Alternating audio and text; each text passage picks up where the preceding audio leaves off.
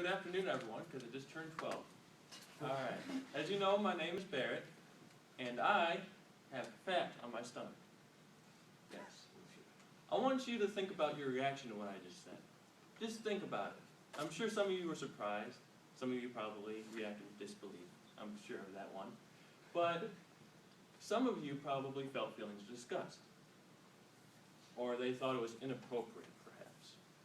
But that's kind of strange, considering that it's just a natural part of me.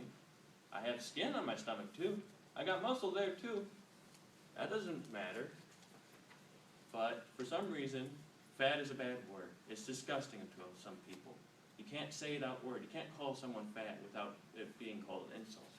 You just can't do it. You use words like overweight, or overweight, or obese. You don't call them fat. So, the fat discrimination is what this is called. It's basically when you hate something for something that you shouldn't hate them for. So let's start off by saying, what is beautiful? Now, I'm pretty sure most of you consider that to be, her to be beautiful. Now, you might not agree, and that's fine. You all have your own opinions, I'm sure. But if you do, then I want you to do the following step. I want you to visualize in your mind what her body would look like. Just do it.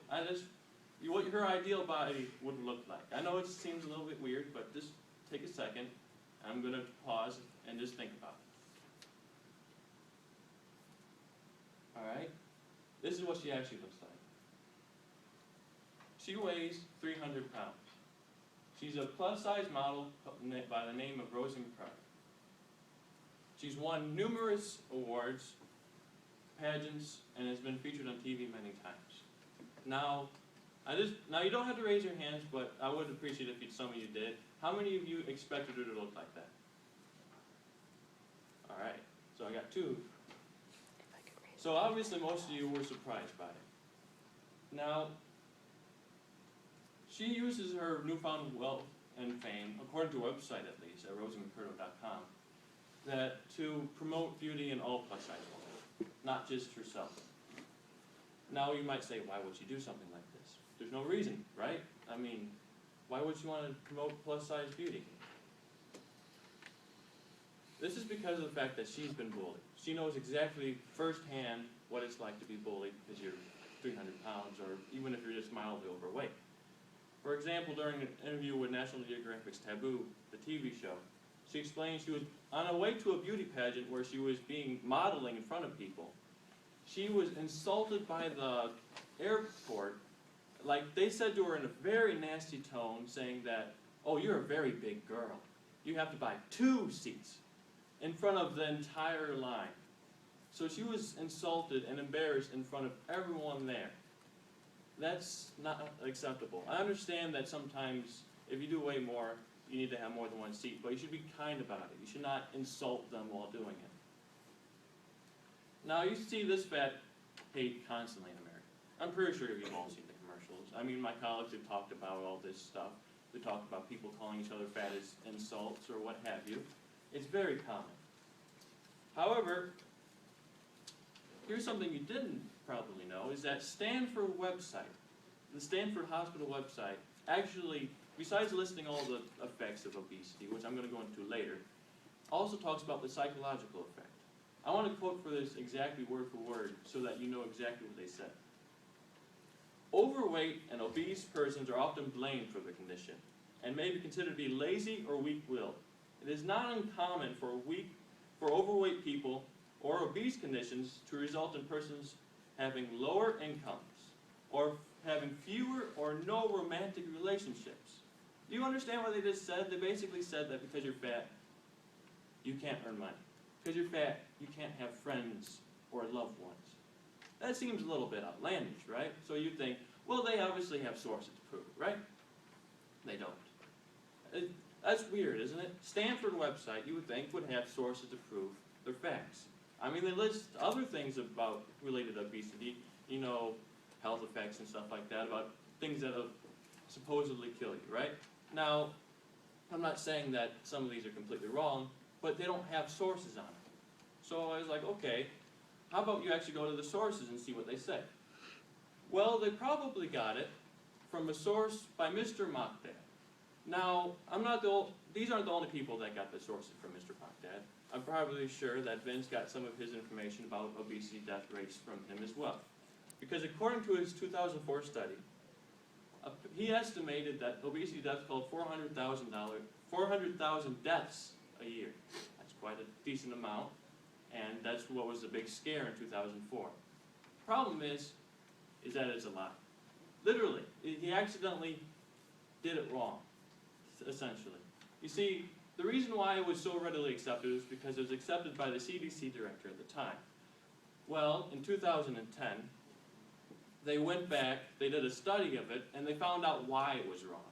You see, they got it from the National Health Examination Survey, which is basically a self-reported survey of people from 1970 to like 1990s. So, the problem is that this also included things like smoking and other bad habits. The problem was that people put smoking things into the obese category. Basically meaning they put the wrong information in. So they had to adjust it. Luckily, Catherine Flegel of 2005 was able to fix the issue. She redid it. She got rid of all the bad studies that was smoking info and not obese info. And she separated obese from overweight people, because they're not quite the same, at least in her eyes. And even in BMI doesn't class them the same. So, what'd she find? She found that overweight people had 86,000 fewer deaths than normal people. 86,000 fewer deaths. That's quite an amazing number. Now, as for obese people, there still were some deaths. I'm not going to deny it. There were 100,000 deaths, but considering what it was before, that's a very big improvement. It should be noted that even though these studies are pretty good for what they are, they're still flawed.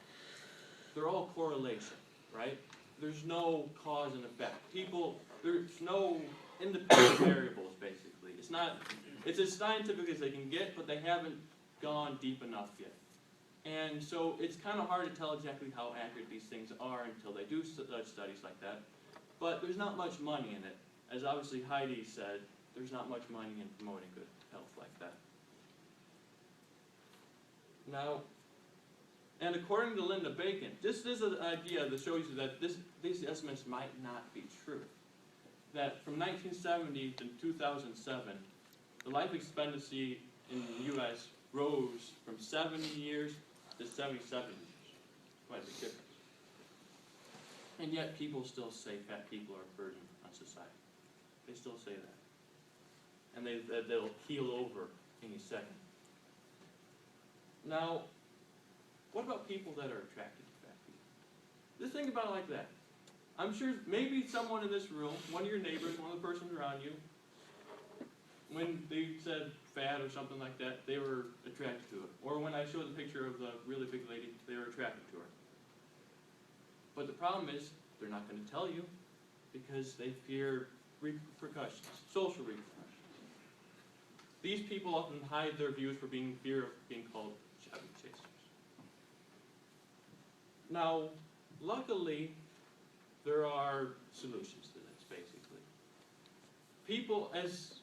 But these solutions are also a representative of the problem itself. For example, people are putting videos of themselves on YouTube trying to improve their body image. You can search it up. Weight gain videos, pro-fat videos, or what have you. I have a couple of the more appropriate ones in the handout that I'm going to give you at the end of class. But the gist of it is people are trying to improve their body image. And in these comments, it's not uncommon to hear that people who like the fat, right, or like the video, they say, is it wrong that I think this is attractive? That's a very popular comment. Now, these videos are not lowly viewed, though. They have thousands upon thousands upon thousands. Or more simpler terms, they have millions of views. Not only this, but all these millions of views, whether they be Fat Violet, who has 1 million views from this one video, quite a lot of views, of just her gaining weight over time. Or Gainer Fat Girl, or I'm a Genius, or what have you. Or artists like Lord Reverend Six, who has 5,900,000 views just from creating pro-fat art, basically. You have all these artists and people trying to promote the idea of fat and try to make you more comfortable with it and try to make it more acceptable. So, what can you do? You can watch a couple of videos that I put in the link. It just basically gives you an idea of what these people might be thinking, of why people might think this is beautiful, or that it's okay for people to think such things are beautiful and that it's not wrong. And that's all we need to do, is basically to keep informed and to just be comfortable with ourselves and with other people around us.